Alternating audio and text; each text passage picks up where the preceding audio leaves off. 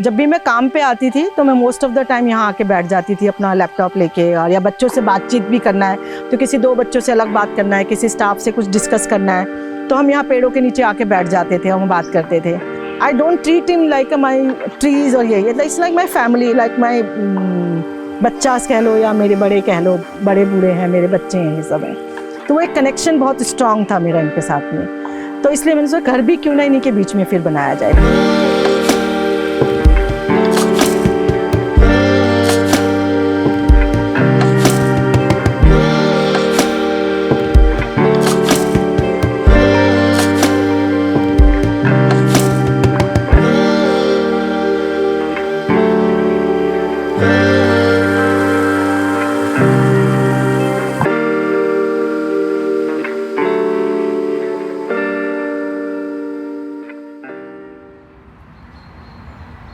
तो दिल्ली में एक चीज़ खास है कि कहीं पे भी जाओ थोड़ा ग्रीन बेल्ट तो है ही है आपके आसपास में, पर जब मैं फरीदाबाद शिफ्ट हुई बच्चों को लेके तो यहाँ ग्रीन बेल्ट थोड़ा कम होता चला गया था।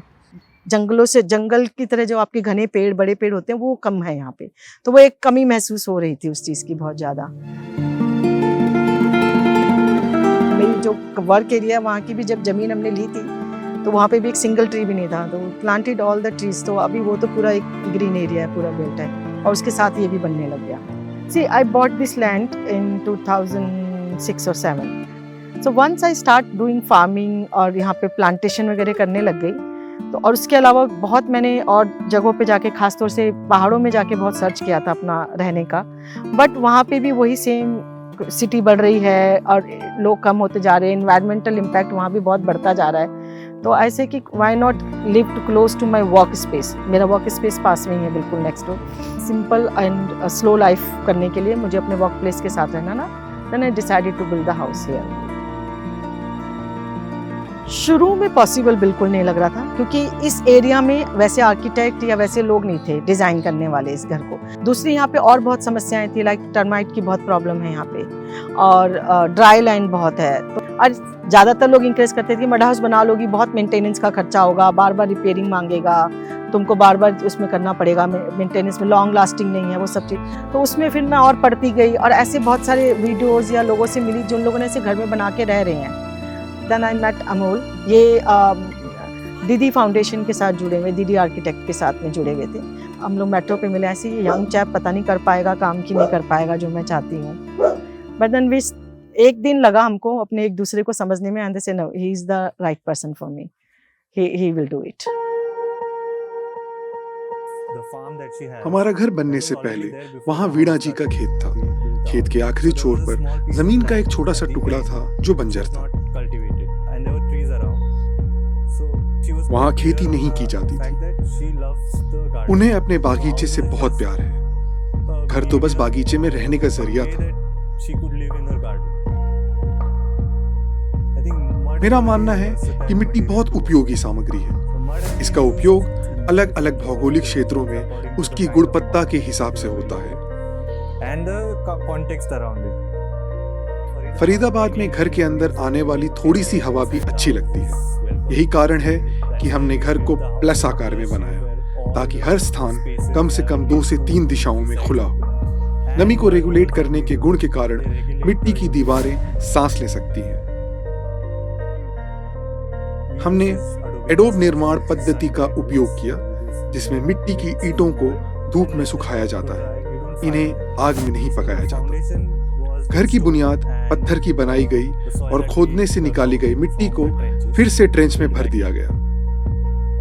घर की सभी स्थान एडोब पद्धति से बने हैं। लगभग 60 से 70% घर मिट्टी से बना हुआ है।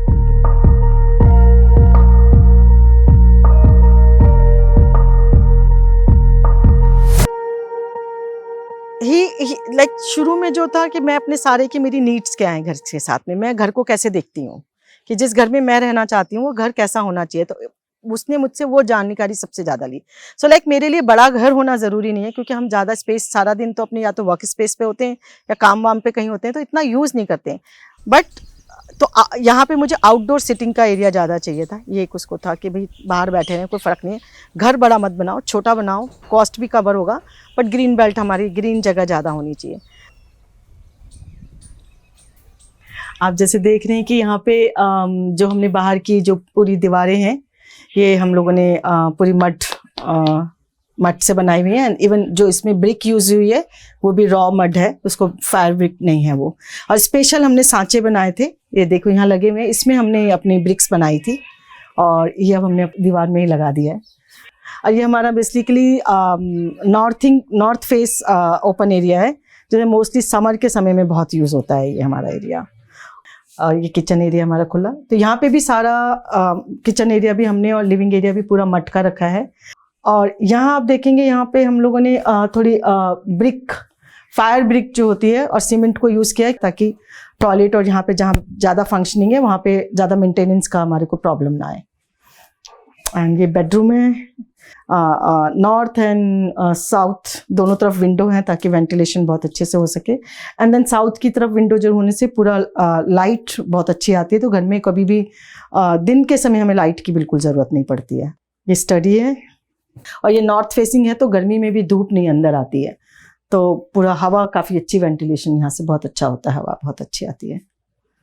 हम लोगों ने यहाँ घर में बिल्कुल भी अटैच बाथरूम और अटैच टॉयलेट का कॉन्सेप्ट नहीं रखा है, तो जितने आप अटैच बाथरूम और अटैच टॉयलेट बनाते हो उसमें उतना ही आपका वर्किंग में खर्चा जाता है।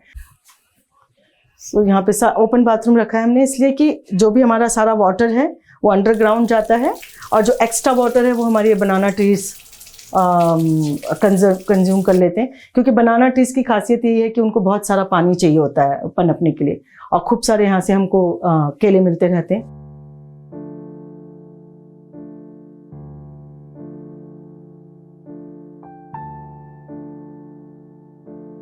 तो हमने घर बनाते हुए एक बहुत जरूरी चीज़ का ध्यान रखा कि वेंटिलेशन बहुत होना चाहिए, जिससे कि एसी और कूलर वगैरह का कम इस्तेमाल हो। एसी तो हम करते ही नहीं, अब इस्तेमाल बिल्कुल बंद कर दिया। वेंटिलेशन जब बनाना है तो ठंडी हवा को आने की जगह देनी होती है और गर्म हवा को निकलने की जगह देनी चाहिए होती है, तभी जो आपका जो घर है वो टेम्परेचर उसमें ज़्यादा बनता नहीं है। तो यही वही है, नीचे की खिड़की ठंडी हवा अंदर ला रही है and then the ventilation up, गर्म हवा वहाँ से निकल रही है, तो ये पूरा सर्कुलेट होता रहता है ठंडी हवा और गर्म हवा का पूरा सिस्टम। सबसे मेन चीज़ है ये ड्राई टॉयलेट। ड्राई टॉयलेट का मतलब है कि जहाँ पे आप पानी का इस्तेमाल, फ्लश सिस्टम को इस्तेमाल नहीं करते हैं, जस्ट अ होल, उस पर हमने सीट ऐसी सिर्फ खाली ये सीट लेके ऐसे रख दी है, कुछ नहीं है उसमें। और नीचे एक बॉक्स है, इसी में ह्यूमन वेस्ट जाता है और हमारे पास में सिर्फ सूखे पत्ते, लकड़ी का बुरादा और मिट्टी, कुछ भी आप इसमें डाल सकते हैं जो कि इसको सोक करे, जो उसमें नमी होती है उसको सोक करने की ज़रूरत होती है, जो एक्सेस वाटर है अगर वो सूख जाता है तो वो एक बहुत अच्छा कंपोस्ट बन के तैयार हो जाता है आफ्टर 1 साल अगर आप इस पिट को रखते हैं। इसलिए हमने 2 पिट बनाए हैं यहाँ पे। And this is our second bedroom. ये भी पूरा अंदर का पूरा सेम कॉन्सेप्ट मड ब्रिक के साथ में है और बाहर का हमारा स्पेस जो है वो ब्रिक का है। तो दिस इज, ये हमारा ओपन टेरेस है। तो हमारी छत सबसे ज़्यादा यूज होती है, सारी गेट टुगेदर हमारे जो दोस्त आते हैं हम यहीं बैठते हैं, मतलब घर का एक बहुत ही सबसे यूज़फुल एरिया है ये हमारा। ये लोकल स्लेट है, यहीं पे जो अरावली के पास में जो मिलती हैं ये। सो ये बेसिकली वही रीज़न क्या है कि एक तो गर्मियों में जब इस पर धूप पड़ेगी ऊपर से, अभी सर्दियों में आपकी स्ट्रेट धूप पड़ रही है, पर गर्मियों में जब ऊपर से धूप पड़ती है तो ये स्ट्रेट धूप इस पे आने से रोकती है दीवार के ऊपर में, तो दीवारें गर्म नहीं होती। दूसरा, मानसून के टाइम पे पानी एकदम सीधा नहीं गिरता है ये, तो उससे क्या होता है ये प्लास्टर आपका निकलता नहीं है, तो पानी रुक के गिर के ऐसे जाएगा, सीधा स्ट्रेट उसमें नहीं होगा। अमोल को पता था कि मुझे बर्ड्स वगैरह बहुत पसंद आती हैं, तो कीप दिस फॉर नेस्टिंग, तो इसमें काफ़ी सारी चिड़िया वगैरह जब नेस्टिंग का टाइम होता है बनाना शुरू कर देती हैं, नेस्टिंग करना। तो बैक साइड नॉर्थ में है तो वो समर में काम आता है, ये विंटर के समय पे ज़्यादा। तो मोस्टली हम लोग ज़्यादातर कोशिश करते हैं ओपन में बैठने की, घर में दिन के समय कम होते हैं और रात में घर में होते हैं।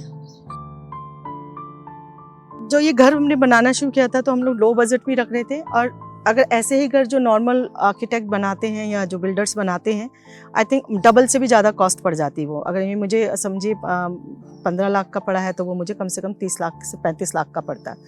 उसमें रीज़न है कि जैसे आप मेरे टॉयलेट में जाएंगे तो जस्ट एक सीट इंस्टॉल है वहाँ पे और कुछ नहीं है। दूसरा होता तो प्रॉपर आपको अपना पूरा सीवेज सिस्टम लगाना पड़ता, आपको फ्लश सिस्टम लगाना पड़ता, आपको नल दूसरे तरीके से लगाने पड़ते, वो सब चीज़ें आपकी इंस्टॉल हो जाती। देन हमारे घर में कहीं प्लास्टर का खर्चा नहीं है, मिट्टी की लिपाई है, वो लेबर तो प्लास्टर की लगती पर प्लास्टर का खर्चा सारा बच गया, क्योंकि उसमें और वाइट वॉश का खर्चा हमारा एकदम डाउन हो गया। ऐसी और जगहों पे भी जहाँ पे जैसे फ्लोरिंग हमारी मटकी है, अगर हम टाइल्स की करते वो खर्चा बढ़ जाता हमारा। हमारे घर में टाइल्स कहीं यूज़ नहीं हुई है तो वो खर्चा हमारा बच गया, नहीं तो आजकल सारा टाइल्स वगैरह लगाते हैं पूरे घरों में, बाथरूम में भी, किचन में भी, हर जगह टाइल्स वगैरह लगती हैं। इंसुलेशन दीवारें मोटी होने की वजह से जो हमारा एक्स्ट्रा कॉस्ट जो लॉन्ग टर्म में इफेक्ट करता है, लाइक एसी, बिजली, ये सब जो आएगा वो टोटल कट डाउन हो गया हमारा। तो हमारा घर इट्स नॉट कि वन टाइम में कम पड़ा है, लॉन्ग इफेक्ट में भी बहुत ही कम है।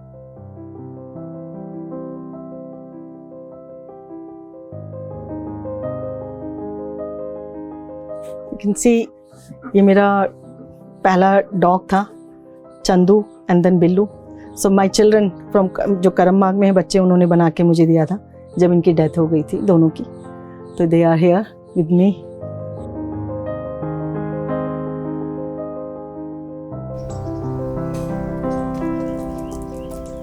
दीदी से मिली एक शिक्षा यह थी कि घर ऐसा होना चाहिए जहां जिंदगी चल सके। ये परिवेश से जितना मेल खाए उतना बेहतर। ये सबसे अलग भी नहीं दिखना चाहिए, ये अलग से भी ना पहचाना जाए। यह केवल किसी व्यक्ति के रहने के लिए होना चाहिए। दीदी द्वारा सिखाई गई स्थिरता की परिभाषा ये थी कि आप अपनी तरफ से जो संभव हो वो करें, उसके बाद थोड़ा और प्रयास करें। यही सस्टेनेबिलिटी है। इसका कोई एक अंतिम लक्ष्य नहीं होता, ना ही इसका कोई एक तरीका होता है। ये हमेशा एक स्पेक्ट्रम होता है।